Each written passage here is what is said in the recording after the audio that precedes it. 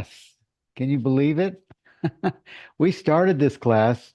We were just talking in the green room. We started this class last March. And so it's nearly a year. There's some pretty heavy stuff in these discourses, I would say, but from where we started to where we are now, you can pick up one of the other discourses because we have two more. We have volume two, we have volume three, and it goes up to 1,000. We're not going to keep going on them, but when you open up the other discourses, it's like, oh, okay, this you can navigate it. It's like very familiar. And thank you all for being here, and thank you, Amy Haible, for being our co-host today. And Mm, we weren't sure if Amy was going to make it because she's a few hours north of us up in Maine, and they had huge wind and rain last night. But Amy made it. She said her internet came on about 10 or 15 minutes ago, and it just happened. it's good. Yeah. Good. Well, it's been fun. It's been a joy to get into the teaching of Atmananda, Shri Atmananda, Krishna Menon, and just really has.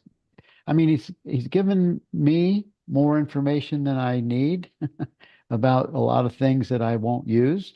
But in addition to that, there's a lot of things that have been helpful and really kind of self-discovery in understanding some of the teachings of Advaita and the Hindu traditions and the things to that he has pointed to you know don't mess around with this, or don't waste your time over there. And then of course we've had the amazing and awesome Jenny Beal, who has also said, you don't need this.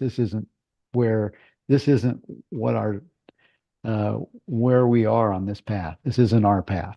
So that's also been super helpful, having someone that is understands at the level that Jenny does, and we're very grateful for her and for all of you and for this platform. Thank you, everyone that has co-hosted and everyone that's supported this group, this book study group. Thank you, Lindsay, that's always been here to you send out those emails to remind everyone, and you're always reminding me. Dad, do we have is there a description for today, or where's the list of who's teaching? So thanks to everyone that's made this seamless, because it definitely wouldn't have happened just by me.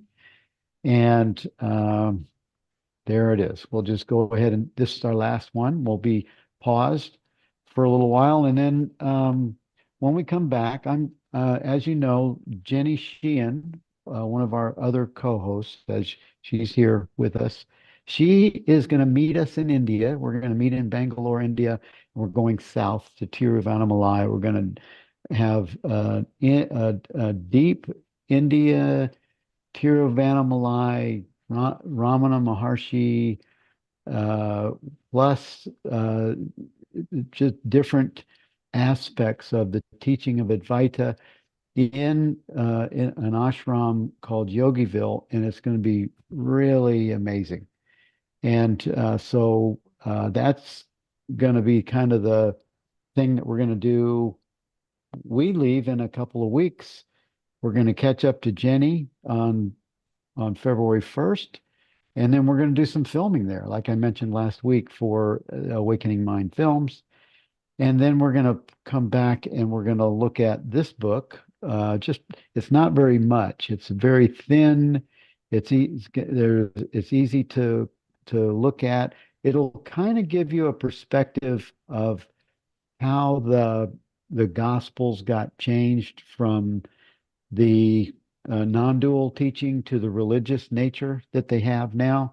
You'll get a real sense of this. Jenny Beal recommended it, and I it's super easy to read compared to what we've been looking at. It's like a walk in the park, and we'll also see how verses got changed from the original translation or from the original text to the religious New Testament uh, Gospels. You'll see that because this is more of a pure came out of the Nag Hammadi library in the early 40s of this century, and it was untouched basically. So we'll go ahead and get started and look at 461. Hey, Bill. Yeah. Um, just before we get started, I just want to say thank you to you for making all this happen. And I think I speak for all of us who are on this call.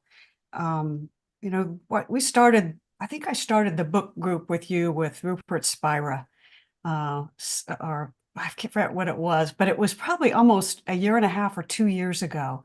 And you were asking for co-hosts, and I thought, oh, I'll raise my hand. I'll see if I could co-host. And you didn't choose me to co-host on that one, but I stuck with it and kept going. And here we are now, just having finished this book. And in the 2 years since I started with your book group and just being on with everybody, and the amazing, wild generosity of you, and you're doing this for free and including everyone in it has just changed so much for me. And I think, for all of us, just getting to know each other through you, you have like just allowed us to expand into some place that's been just amazing. I know for a lot of people, because I'm on a lot of calls all week.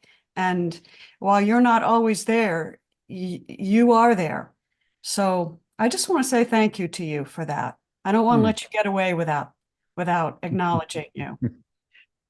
Thank you, Amy. I appreciate that.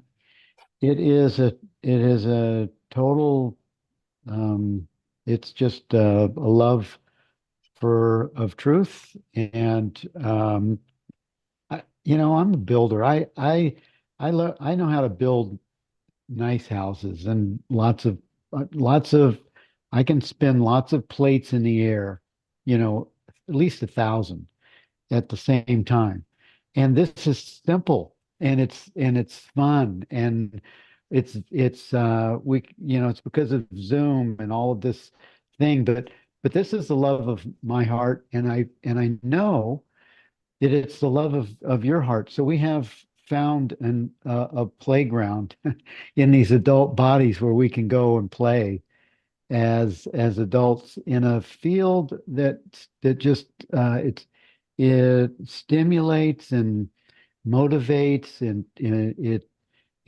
it allows truth to be more more tangible and it's fun. I get to meet you and I've met many of the people here and Jenny Sheehan, I haven't met her in person, but we're going to connect in India in a couple of weeks.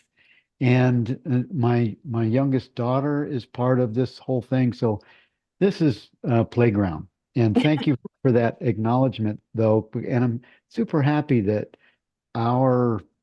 the efforts of what we do are causing other people to know other people to know other people. And it's just amazing. So, but thank you for that, Amy. And I'm super happy that you have become, because of this book study and our connection here, you're now teaching a weekly class over in Evolve, and Jenny Beal is doing that. Jenny Sheehan is, and it's just it's like consciousness is making all of this happen, and I'm just a thing that it's using to pass to make this uh, happen. I don't know, but anyway, thank you for that. And we'll go ahead and get started with 461. How is the waking state a dream? how is the waking state a dream? So this is the question to Krishna Menon. And he says, by a dream, we mean something which is not real. What is reality? That which does not disappear at any time. And I like that. I mean, this is important. This is important because I was having this conversation with Lisa Natoli a couple nights ago because we were talking about what's an illusion. And that's what this question is, or this answer is saying, what's the distinction between is reality and what's the waking dream? And really, it's not that this isn't it's not that this isn't real. It's just not reality. It's not that this isn't real. It's just that this is temporary. This comes and goes. And our true essence, our true being, is reality that doesn't come and go, even if the bodysuit does. The thing is, there's nothing that is not true reality. There's only true reality. There is nothing else. That's true. And yet we're trying to draw a distinction between that which is infinite and eternal and that which is not.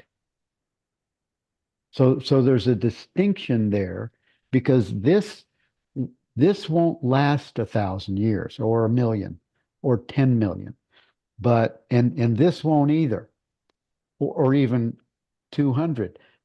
But what we are, the essence of reality, transcends time and space, and that's why the distinction is an important one. Mhm. It's the ground of being, Yeah, the ground of being. yeah. And it has no form, no concepts, words can't express it, And and it's not a concept because it's not. it's you. It's not a concept. It is so it's the void. It is absolutely the void. All arises within it. So he says, what we've just called the unreal appears all the while. Yep. That's a concession. Yes, Yeah. he says, yes. So that's a concession.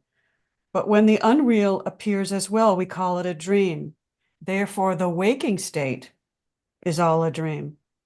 But as you just said, Bill, there's one thing that doesn't disappear in any state, and that's pure consciousness, the Atma.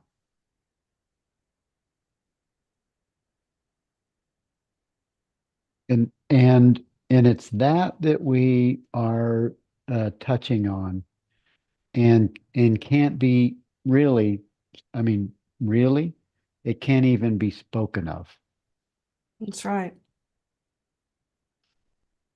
That's right. And this gives us an insight into the eternal nature of being. It's super cool. It is. It's so simple that it's easy to overlook. It's just what is, just being. There's no separation from it ever. So there's no effort involved. It is just what is always. It's so funny that when you get to the essence of it, you can't use words to describe it, and yet it tells us uh, it tells us of our true nature. It tells us of origin, the origin of the cosmos and all the solar systems. It tells you the essence of our of where we come from, and it's formless we we can somehow connect with uh, the fundamental nature of of of being. Yeah, here I'll read you this from the Huang Po transmission of mind. He says, a transmission of void cannot be made through words. A transmission in concrete terms cannot be Dharma. Mind is transmuted with mind, not to mind, not in mind. It's with mind because it is never separated from itself. Right. Right? These minds cannot differ. It's utter relinquishment of everything. Utter relinquishment. Yeah. And that mind is I mean, you could say that mind is infinite mind. That's not a small s, I mean a small m, that a mind that thinks it's identifying as a human and birth and death and all of that. That's infinite mind. Right. Yeah, And but that small mind rises out of. yes. And is one with. Yeah, right. Yep. Yep. So it says there is one thing that does not disappear in any state, pure consciousness, the Atma. Right. And that is this infinite being, the thing that we're really uh you take everything away and there is still that. Yeah. It's the void. It's the effulgent void. I love that word, effulgence, because it's just full of itself, yet it's a void, but it's full of Okay. itself. It's pure potential. It's effulgent. It's pregnant with itself, you know? Uh, Effulgent. It sounds like it should be a science fiction, like a sci-fi movie. Yeah. Yeah, it's a The strange word. Effulgence. There's probably going to be a movie, The Effulgence. The effulgence of being. Yes, we could, maybe Susan Telford could write a poem about that. You probably could. She probably could. Yeah. She probably already has, actually. Yeah. Are we ready for 462? Yeah. Well, there's a few things that I haven't been reading the chat, but I see a few things in chat. Uh, oh, thank you for your thank yous, everyone. Appreciate that. It just might be impossible to, thank you, Eve, for your comment. Temporal, okay, so Jude says temporal and changing versus changeless constant. Yep. Changeless, untouched. I love all those the characteristics of our true nature. Just the characteristics that it's untouched, unchanged by anything that happens, and to be that, and is just to have your attention as that knowingly. Yeah. 462, knowledge cannot be a function. Why? You want to take this one? Go ahead. Okay. This is mind with mind. So this pulls me back into that mind with mind. Knowledge can't be a function. Why? Because nothing can exist by its side, not to form an object. And therefore to say, I know, or I know it, are both wrong. Functioning starts only with the inception of mind. And by this, it means the small mind that you were talking about earlier, Bill. So it only with the inception of the small mind and the consequent subject object relationship. The sense organs and mind can function only by the consciousness part existing in them. And I would even say with them. So it's I am eyeing. Knowing is knowing. It's be is being. There's nothing apart from it. So knowledge can't be a function because for it to be a function would require that it would be side by side something else. Knowledge is just knowing. Right. Right. And the distinction is from there's no knower. No, that's There, right. if there's no knower. That's why the difference between uh, the seeing or the seer and the observer is different. There's no there's no observer. There's no knower. There's just knowing. Yeah. Yep. And that's a subtle, important thing, distinction. Just so that you know that it's a it's a non-functional, uh, non-active beingness. What is Jude? She's referencing 446. Oh, yeah, that's great, Jude. Knower, knowing, and known, reduced to knowing or witness and known, reduced further to witness alone without the witnessed. It's exactly right. There it is. It's exactly right. Thank you, Jude. Yeah. From Tripudi to the absolute. Yeah. That's awesome. We have Jude, you can step to the front of the class. You get triple A plus. That, that's awesome. I love it when everybody's involved and engaged in this experience. Jenny Beal says, mind is really just a biocomputer.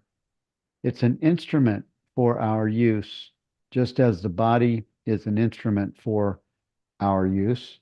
We have no evidence of the existence of a universal mind. Right. Mind is just a concession. I don't really like the term mind because I think it's very confusing. You could be talking about small mind, big mind, universal mind. Mind implies a thinker to me. It implies some action or cognition that's going on, when in fact that's not really the case. So it's, in a way, it's just being. Being is in a sense maybe even a more accurate way of describing it, but I don't think we have a word to describe it because it's mind trying to understand something that is beyond itself. You mean big mind. You don't mean thinking mind, The egoic. big ass mind, Bill. Yes, that one. Okay.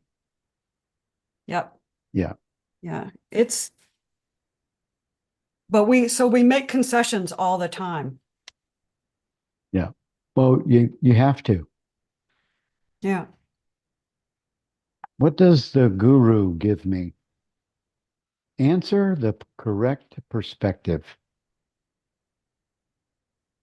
The guru gives me the correct perspective. The world and its objects, when viewed through the perspective bestowed by the guru, appear transformed into that ultimate reality, just as the brackish and poisonous waters of the ocean are transformed into pure water when they pass through the heat of the sun above. That's a really lovely metaphor in a way. It really is. Hmm. Because we can imagine water just being in the mud or having impurities, whatever it is, being polluted by something. But when it evaporates, all it is, is its pure self. It's pure itness. And so I love that. But we can also look at, how can a guru give me anything? A guru can't give you anything. Mm-mm. It can't give you its self because you already are what the guru is, right? Right. Well, it's an active symbol of um, just what he said, the correct perspective. Right. It's just a pointer to what you already are. Yeah. That's what the guru gives. Yeah. And the guru here, this is also confusing because we think about the guru as being a person, usually a male. But the guru or the sage, as Atmananda says so many times, is not a person, not a person. It's the knowledge, it's the knowing. It's that pointing to itself, just sharing itself. And it's the student or the jnananan who is recognizing themselves in the guru, which is not a person. Mm. Yeah. So the guru doesn't give you anything except maybe the opportunity for you to see your true self in as being mirrored back by their presence. Yeah. Yeah. I almost used mirror a second ago. It's mirror is it. It's just reflecting you to you. Yes, that's all it's doing. Yeah. Yep. And so once again, the mind, the personal mind, isn't recognizing anything. It's just mind with mind recognizing itself. It's all it is. There's no person, there's no separate person recognizing anything. It's just mind recognizing itself. There is no person. Well, Jenny Beal writes, mind can't understand anything, only consciousness understands. So Jenny has a distinctive She uh, does. uh, definition or clarity around the difference between mind and consciousness. Jenny, would you come on and explain that for us, please? What's the distinction between mind and consciousness when mind can't understand anything? Isn't consciousness still imbue uh, intellect and wisdom to mind? Consciousness doesn't need mind to exist. That's the first thing. And mind is simply a machine. It's nothing more than a machine. It interprets perception. Only consciousness perceives, but mind interprets perceptions, just as a computer does. And if you imagine a computer with a camera and it's watching what's going on with a good AI system now, then the camera can actually say, oh, there's a family walking down the street, they're going into this shop, etc. And it's mechanical. So you're saying mind doesn't It's have interpreting perceptions. A mind is exactly like that. That's all it is. So only consciousness knows. Mind doesn't know anything. Mind, it's not any different really from a computer. It's just made of different stuff. Computers are made of silicon mostly, and mind is made of cells and neurons. It's entirely different. It's one of the things that's really important because mind comes and goes. Mind, we have no evidence that that mind, and a lot of evidence that mind does not continue after death. But consciousness is always there. Is only consciousness. The problem is it's very easy to confuse consciousness and mind. And that's why one of the really important steps on this path is the experience of consciousness without objects, because then consciousness without objects is consciousness without mind. And so after a while, when you understand that, then you begin to notice mind as a computer. You don't regard it as yourself belonging to you. You just see it. I see exactly what you're saying. I absolutely do. And that's why I think using the term mind can be so confusing. And Atmananda, as Andrew just said, does use it in different ways, which I I think it's important to point out. What I'm hearing you saying, if I can paraphrase, is that mind, which is not physical, it may be expressed through the physical brain in some ways, through seeing or tasting or touching. So it may have physical electrical attributes that are found in the brain, but that mind is actually beyond the brain, but that even mind itself is not consciousness. Yes, you can think of it as two separate realms in a way that interact. So mind, the mental realm, then interacts with the physical realm. Exactly. And that interaction is what we call brain. So you can think of it as two separate realms, but even to think of it as two separate realms, that's mind creating that division. Ultimately, there is only consciousness, and all realms are made out of consciousness. Yes. Would you go so far, Jenny, as to agree with, and I need to do more reading on this, so I don't want to put words into your mouth. But I have heard Bernardo Castro talk about group mind and minds that work at a group level that is beyond the individual level that we're aware of.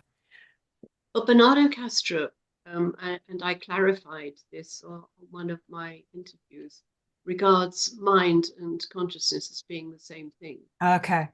But he hasn't understood the difference, and he doesn't claim enlightenment. Bernardo does not claim enlightenment.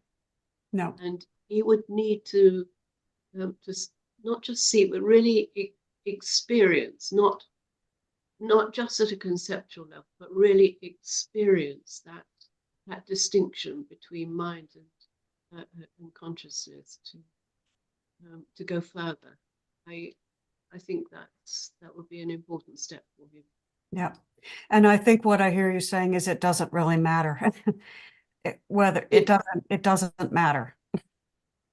It ultimately it doesn't matter. I mean, Don Hoffman has understood that distinction. Yeah. That quite clear.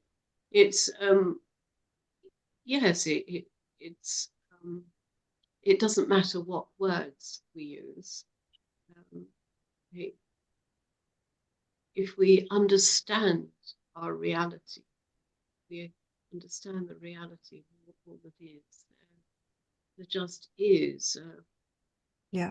a kind of relief or a kind of release that pervades the body and the mind. Yes. Yeah. What I meant when I said it doesn't matter is that group consciousness doesn't matter. It's really it's ultimately irrelevant. I mean, there's a lot of evidence that there are connections within the mental realm, that just as bodies are not separate from each other physically in the physical, then minds are also completely separate. So Bernardo is right about that. Well, we have Dr. Ravindra with his hand up. And I don't know that you're really a doctor, but Ravindra, welcome. Join us. I don't see a video, but I see your hand up. Yeah, I'm sorry. I'm at work actually, and so Okay. I was not able to connect up via video, but Are you let able me to just speak? provide my audio. I hope you can hear me. Yeah, Yes. you sound like the Okay. same guy that was here last week. Yes, yes. Last week was my Wednesday off, so I was able to participate via video. This time it's only audio. No Anyway, I problem. just wanted to provide my little input. Thank you. We cannot divorce ourselves from the facts of life. I mean, what I mean by that is, while non-duality is the only reality,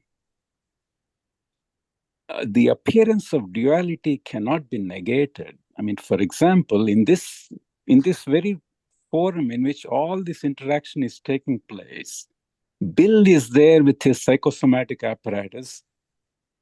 I am here as with my psychosomatic apparatus, and all the other participants are there with their respective psychosomatic apparatus. So, while the underlying reality is consciousness as mind perceives consciousness as matter. That's so the underlying reality is one. So the point I wanted to make was we cannot divorce ourselves from facts of life. Yes, in this sphere of duality, in this wakeful state, I hold on to a particular psychosomatic apparatus and I'm interacting with Bill. Tonight, when I'm in a dream state, I might have a different psychosomatic apparatus and I might be interacting with Rupert or Bernard or whoever it may be. So the fact of the matter is the contents of the state in a sphere of duality hold relative reality, and that is that they hold truth in that particular sphere. But the only one, as was discussed in the beginning of the discussion, the one that escapes all this, which never changes, is that the only principle, the consciousness in which a state appears, and within a given state, a mind and matter appear. That's how I have been, my understanding is. Yeah, that sounds consistent with what was being offered, and the activity of mind is just it's an activity within consciousness, and then it relaxes itself, just like Holger said, gave a reference to a sort of an example: mind equals wind. When it doesn't move, it does not exist. And so it's a movement within consciousness. Yes? That's all it is. It's just a movement within consciousness. And then when it's not active, it's not there. Yes, we need to be very.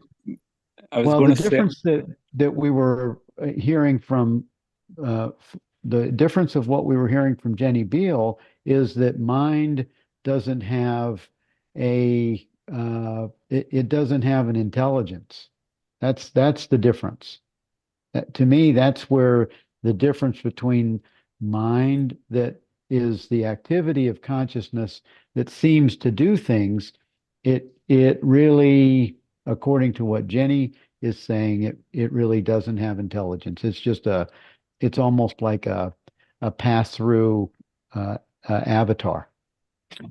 yes, I agree with that. After all, mind, as I think most of us know on this particular forum, is only a name and form we give it to.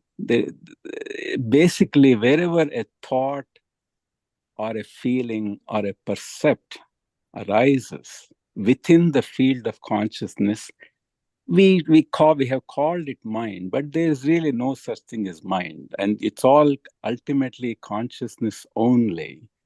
And in that plane, there is no other. There is all there is consciousness. But in a sphere of duality in which we are all interacting, a mind has a relative reality, matter has relative reality, and so on and so forth. Yeah, I think the key word is relative.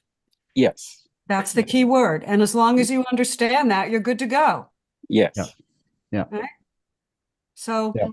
so yes, but objects, we can play with objects all we want to in this apparent reality, but understanding that all the objects are just consciousness, and that's all that anything is, and that we're one with it. And so no thought whatsoever is really required. Just move through being as grounded and as true in the moment as you can, without any identity, without needing to identify or have a thought or think about anything. Just move through it. That's very difficult for most of us to do. This world makes it very almost impossible to do that. You'd walk in front of a bus, right? But so, I mean, in the grand scheme of things, Yeah, that was good. Thanks for that input, Ravindra, and joining us from work. yeah, Yeah. All right, that's let's great. continue. What is the Sahaja state? So the Sahaja state is the natural state. So that's what kind of what I was just talking about. It's the natural state. Hmm.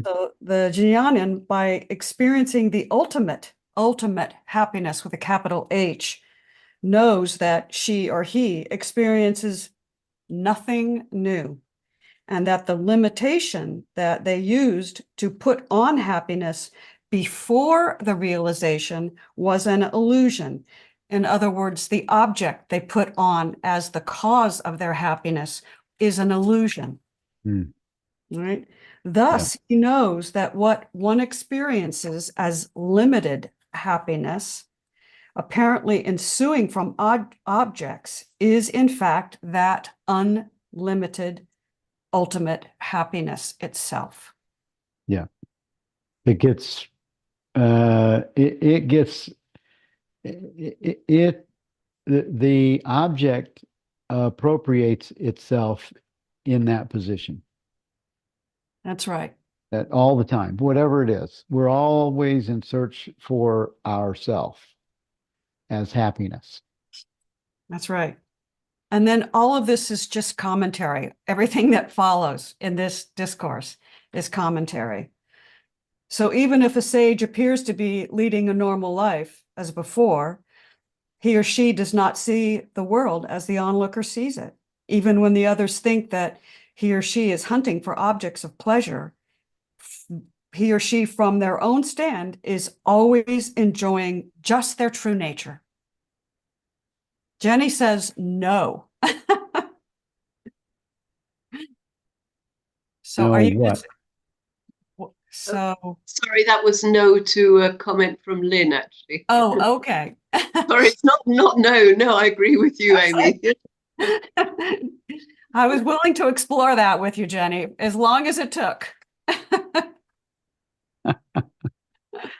Uh, So, yeah, so they're just enjoying their true nature. Even if on the outside it looks like, oh gosh, I have a new gold necklace and I'm really loving it as a sage. Sage really doesn't give a darn. It's not, they're just enjoying their true nature, knowing that it's just an object that is really not real. So a sage in the Sahaja state does not bother themselves as far as he or she is concerned with explaining the objective world or its activities, because death has taken place for him or her a long time ago. Right? mm-hmm. And Yeah. the subsequent stoppage of prana or energy long after, and the consequent paralysis of the body, which we usually call death, does not denote the moment of death or the ego, the death of the ego. Yeah. The sage dies. Yeah. I mean, the sage or the awakened uh, individual, the one who is awake, same thing. They die before they die. Right. And the ultimate ideal is not to see when objects appear. So don't try to not see. That's double thinking, right? But to be deeply convinced that the reality is far beyond both seeing and not seeing by the senses, right? You only witness these perceptions, and the perceptions in no way affect you. This is it in a nutshell. Yeah. I like what it talks about uh, in towards the last two paragraphs where it says you cannot help seeing if you look through the eyes. The only means of avoiding seeing is to cease looking through the eyes. But the sage does not want to perform that vain labor. He or she is content with resting in the ultimate truth, whatever may be the activity the mind and body are engaged in. And in my mind, that's just really seeing without judgment. That's seeing without a good or a bad, a right or a wrong. It's a different way of seeing that allows intuitive nature to lead the way. Yeah, it's kind of transcending seeing even while you're seeing, right? So Even negotiating the objects. yeah, yeah. So it's transcendent seeing. Yeah, there was another word I was gonna add in there, but it's just not identifying with anything that you see. Just allowing all to be as it is. I mean, more and more and more, this is what we're trying to do is just allow everything to be as it is and watch it move past. You Yeah. know, that's such a simple thing to say, and it's so hard to do because the Well, world wants to pull you in. you want to pull you in. It's because of Yes. your conditioning. And this is why, the old way that the way we were raised and the way we were brought up, don't you judge me. And it was almost such a negative, different connotation. And the judgment isn't that. Yep. Judgment is not having, it is living neutral. No judgment is the no judgment zone is living neutral so that the intuitive nature can bring can move forth and then you're more there's a flexibility that moves much easier. Yep. Yeah. Yeah. And I do love his description of the bus. Like just getting on the bus and you think you're going somewhere, but you're really just staying in one place. You're really not going anywhere. Everything is just moving. It seems to be moving. It's just the apparent reality, but you're just staying there, right? Yeah.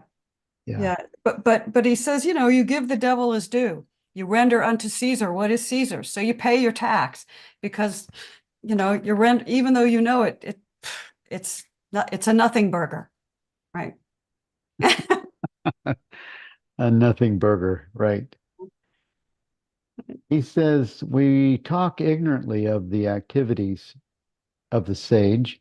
It is a clear contradiction in terms. The sage is that principle transcending both activity and inactivity. It's that principle, it's not the person.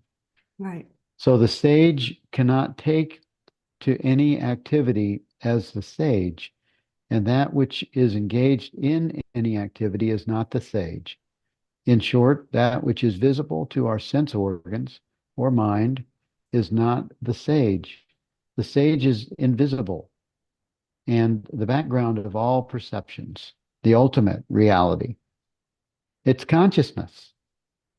It's Yes. what everything is, it's source, consciousness. We can in no way reconcile the sage and the activity we ignorantly attribute to it. Yep. Yeah. Yep. I know, and Dave Adams says, I really like Rupert's description of being shining in the midst of experience for one established in the I am. And that's a great description.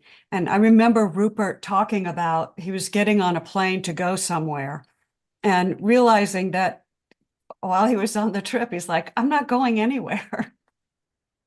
He was being shining in the midst of the experience, but he wasn't really going anywhere. It's the Yeah. same thing. It's the same thing as the bus analogy. Yeah. Yeah. And Jenny Sheehan, thank you for putting that comment. I was going to mention this.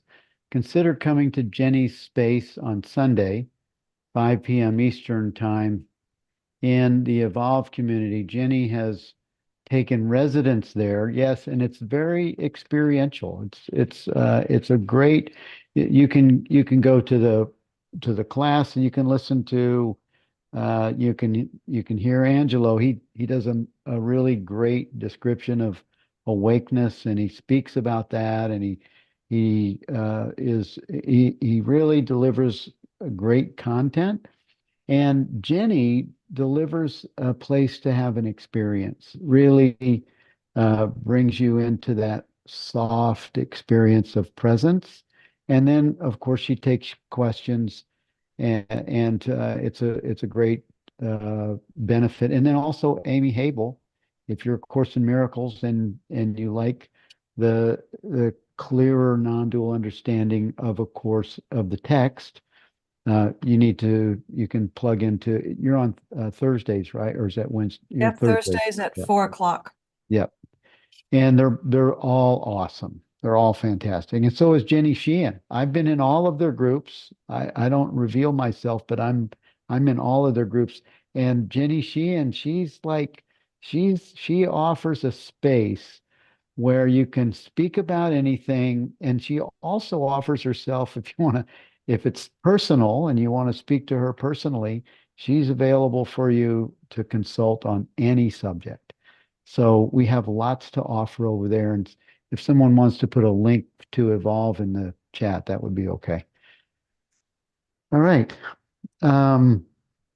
We have a whole family of amazing experiential content and things to help us to go deeper and to grow in our understanding beyond the book study experience. Okay, so let's look at, do you want to, I think we've sort of ended that discourse. You want to go to 465? Sure. So do you want to Go take ahead. this one? Oh. Go ahead. Nobody desires pure happiness. Why? So again, pure happiness. Desire is a function of the mind, which we just got finished discussing with Jenny, who pointed out so well what mind is. So desire is a function of the mind, the small mind, and pure happiness is on a level far beyond the mind, any mind. Therefore, the mind can never conceive or desire pure happiness. How can it desire something that it doesn't know? Right? What the mind desires is the one last manifestation just before extinction or merging itself into happiness. So take, for example, your desire for the vision of your Ishtadeva, which is your personal God, your devoted personal God, which usually gives you immense pleasure. And exactly as the vision gives you pleasure, the disappearance of it gives you pain. And this is inevitable, as the devotee knows from experience only too well. Thus, the condition just after the dark vision, after the vision, the shining vision, is dark and dismal, compared to the hopeful and exciting, pleasant condition just preceding it. Therefore, mindful of these two opposite conditions before and after the vision, the devotee naturally longs to prolong the pleasure as much as possible, knowing that the gloom after the vision is inevitable, and that the duration of the vision itself, though pleasant, is not under his or her control. So his desire for the pleasant feelings experienced before the culmination of the vision is greater than the desire for the vision itself, which he takes only as the logical corollary. So the devotee does not see the truth that pure happiness is not the object. It's not the Ishtadeva. It's not the object. It's not even the feeling, right? So, Yeah, moreover, this is a pretty clear description of the ego mind, yes, the mindset, the idea of the seeming separate identity, or the I am that has reduced itself or identified itself as this, and the activities of this as a result of that. yeah. And he uses hunger as another example, saying that, you get, when you're hungry, the body, what the mind really wants is the disappearance of the hunger, which can only be found in peace. And the mind, being incapable of conceiving this peace, turns to the object, which is food. This sounded right. Yeah, This sounded, I'm reading that going, oh yeah, that's what I do. I know. Isn't it true? Yeah. Yeah. So the food is capable of removing the physical hunger, and the mind desires always only that preliminary pleasure. But what the sage knows is that ultimate happiness, the sage understands that ultimate happiness, since all the rest is in the realm of the mind. And thus the sage does not desire even that, because the sage knows that he or she is that already. You are the happiness you seek. So how would you make this a practical kind of a practical dissolution of the craver? Any ideas? That's a really good question. And I would begin by rendering unto Caesar what is Caesar's. Right? I'm having the experience of being in a body. I'm not the body. I know I'm not the body. But to deny the body food when the body is hungry is only to make the body more real. You know, right? So do what you need to do, knowing that that's not what you are. And if you Well, can't eat, then you can't eat. it's both. It's both. It's both. The dissolution of the seeming separate self. It does have initially. It does have a. It has an old default, which is the craving, which is the reaction and movement towards the object or whatever it thinks it will satisfy. And then there's also, oh, I've watched this movie before. I'm just gonna put my attention on what's aware of this experience and allow that to be as it is, and and also welcome the craving or welcome the person to be hungry or whatever that is. Yeah. And And Jenny, Jenny, yeah, go ahead. she says, distinguish between desires that relate to the sense of being a separate entity and those desires of body and mind. Yeah, that's Yeah, that's very that's good. right. Yeah. Yeah. Yeah. But these are effective tools. These ideas are not just nothing. These are effective tools for dealing with what we all get to play with. Hmm. Yeah. But it's a good exercise to, you know, I think Jenny's spot on, distinguishing, when you're hungry, feed the body. Don't say, oh, I can't feed the body because the body's not real. That's just making the body real. You have to distinguish that. That's a discerning thing. Well, it's also, you can tell, I mean, there's a craving mechanism, anybody that has a sweet tooth or likes certain fruits or things to eat, there's that craving mechanism that sometimes I'll finish what I ate and I'm looking for what's next, and that's that incessant craving mechanism. The body's not even hungry. It's just a habit. Yeah. Yeah. Eve says hunger is a need of the body, not a sense of lack. That's Yeah. a good one. Yeah. That's a good And you one. can tell when there's a difference between just, if there's an open bag of chips and you just keep putting them in your mouth, you're unconscious, or you're actually really hungry. So there's a difference between those two. Yep. Yep. Okay. You want to do this one, Bill? Which one are we on? Oh, Uh, 466. yeah. Even Advaita has its place. And I'm not going to try to say all those other words. I'll start down there where it says, you may contemplate deeply on the non-duality when you are not engaged in any other activity. You may contemplate deeply on the non-duality when you are not engaged in any other activity. So when you're not trying to multitask or have your attention on several things, but in your activities, there can never be any Advaita. There can never be the subject alone, right? Mhm. The three worlds can easily, oh, it's talking about these three worlds.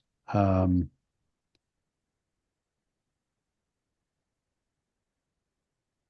line, second line, third line. What is that saying there, Amy? The three worlds are the perceiver, the perception, and that which is perceived. I think that's what he's talking about. So he says, Oh, okay. you can contemplate deeply on the nature of non-duality when you're not engaged in any other activity. But in your activities, there can never be any Advaita. The three worlds can easily be reduced to Advaita. The perceiver, the perception, and that which is perceived can be Okay. reduced to the Advaita, to the one. To the subject, to just being.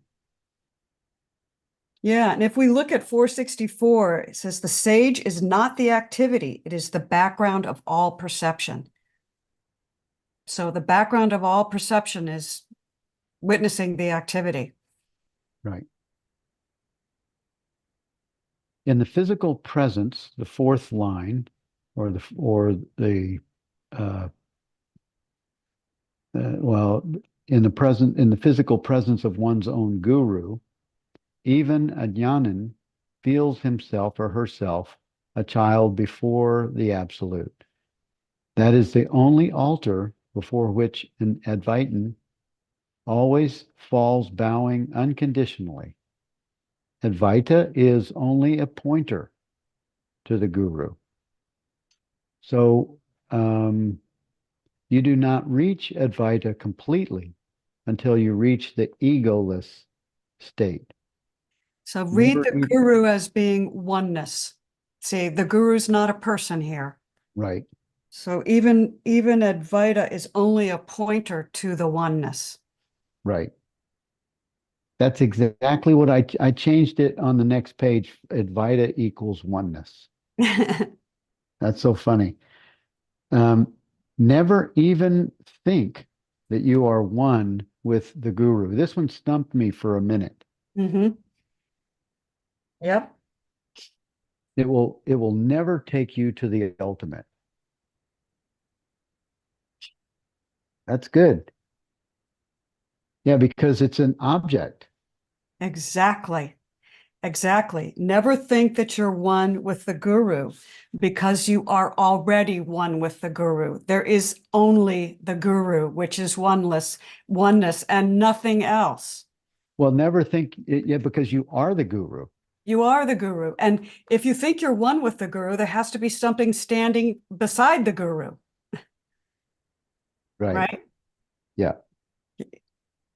Yeah, exactly. Jenny says, or one with anything else. Right. Yes. It will never take you to the ultimate. On the contrary, that thought will only drown you. Advaita points only to the ultimate. The seer, seeing, and the seen of these each is pure consciousness. With that, reality is found. Whatever is not that alone is like a flower in the sky. It is not really there at all. It means try always to spot out the reality in the world. Examine the three parts or the threefold sheaths, is what it's talking about, of Tripudi Mm-hmm. separately, and see the reality in each. The moment you admit and accept Advaita or oneness, all illustrations from the world become inapplicable to it, and all questions cease. because viewed from the stand of Advaita, of oneness, nothing else exists. There it is. There it is. Living presence. Mm-hmm. No words. No words. Very nice. Very nice pointing. Okay. Never think you are one with God. Yeah, that's a good one too, Andrew. That's a statement that that has a subtle subject object. Yep.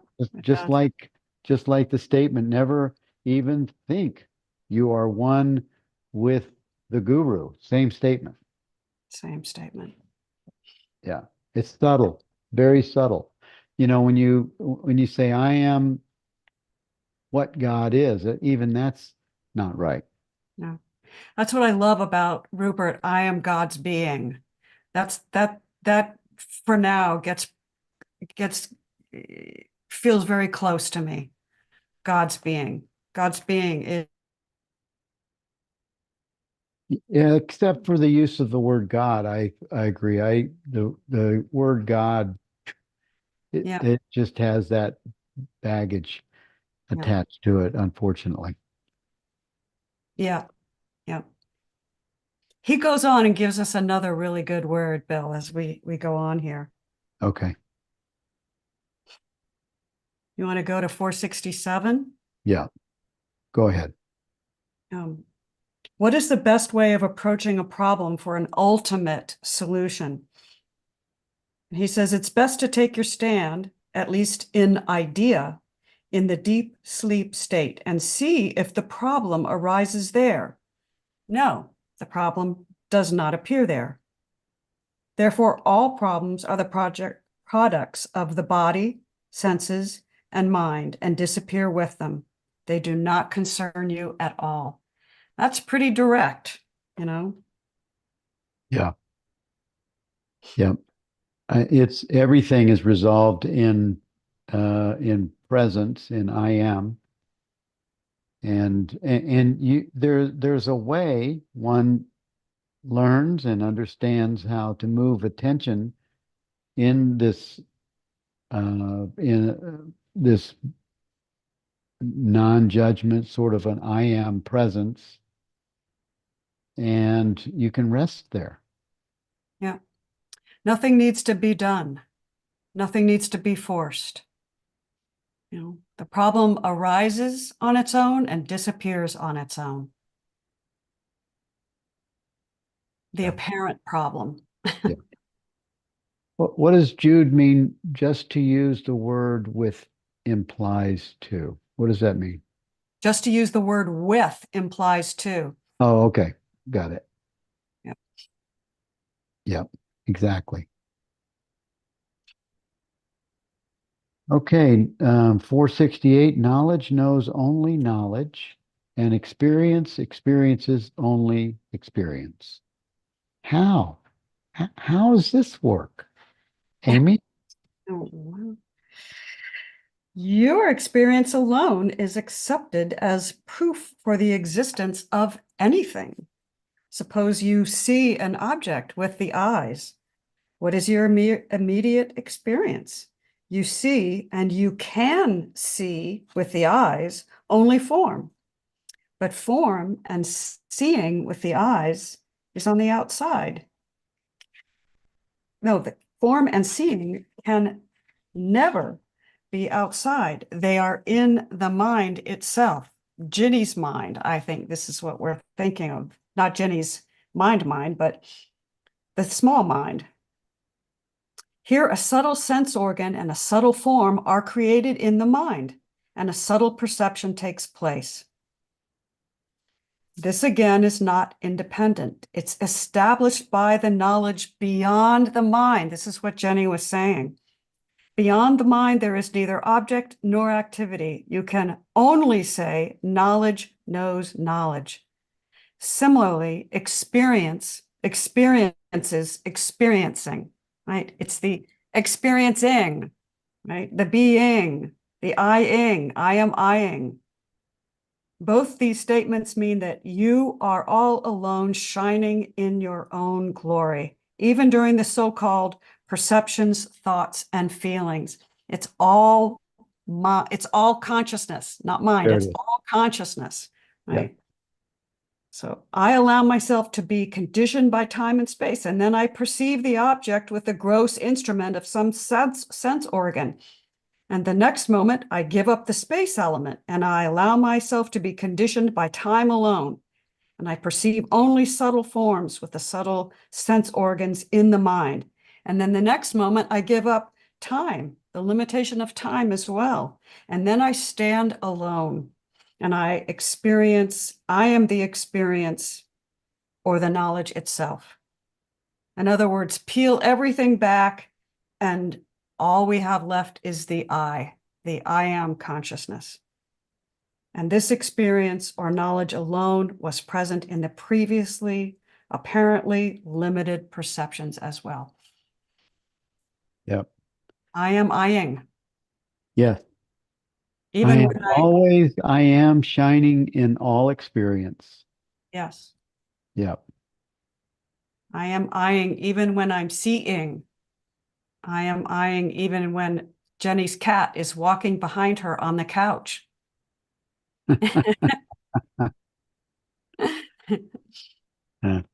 Jenny, do you meditate with your cat? Do you pause with your cat while it's meditating? If they want to come in, then they do, yes. Yeah. And often they will just go to sleep. Yeah. Yeah. I have a sense. I think they're kind of meditating too. It seems like they have this awake presence even when they're in that place. It's almost it's very interesting. They're always just being cats. Yeah. They're They're being, they're being beings. They're being yeah. beings. Yeah. Eckhart Tolle said he has many Zen masters and all of them were cats. I love Yeah. that. I love that. That's great. Yeah. That's good. Good. All right. Well, we have about 3 minutes left. We can look at this last one. Time and space are not, and so the world is not. Time does not, time, does it exist inside or outside you? If it is outside, your thoughts and feelings, which are all inside, cannot be affected or conditioned by time. And further, time must be perceptible to the sense organs. This is not so. Therefore, time must necessarily be inside the mind or consciousness. Next, examining, well, wait a minute. Yes, I guess it would still be in consciousness, right? Mhm. Next, examining in the same manner, if time exists in the mind, it is not perceived by the mind either. So we find it is neither there, but further inside you. Beyond the mind, there is nothing but the I principle, and time cannot be there. Therefore, time as time is not. And if it exists, it is Atma itself. Time is not. Time doesn't exist. So, how does that feel? Yeah, I think what he's saying here is that if time exists in the mind, then the mind's not perceiving it because something else is perceiving what's existing in the mind. And that is Atma. And there's no time in Atma. There it is. Yeah. Everything is consciousness and it's always happening now. Mhm. Yeah. Space. Do you perceive space? If so, with what organ? If you say with the eye organ, it can perceive only form. Space is not form. So space is never perceived outside, but is inside, just like time. Therefore, space is also not. And if it exists, it is Atma itself. I know. There it is. So we'll just stop right there. 469. I think there's still two, Mhm. but there's also another 700. Yeah. So we'll just stop right there. Bill, I just wanted to give you that last word, and who is it that Helen Hamilton uses this word too, the noumenon. Instead Yes. of God, the noumenon. We have phenomenon and the noumenon, and he uses that in the next sentence. So you could almost call it the noumenon. Yes, the noumenon. I like that. Yeah.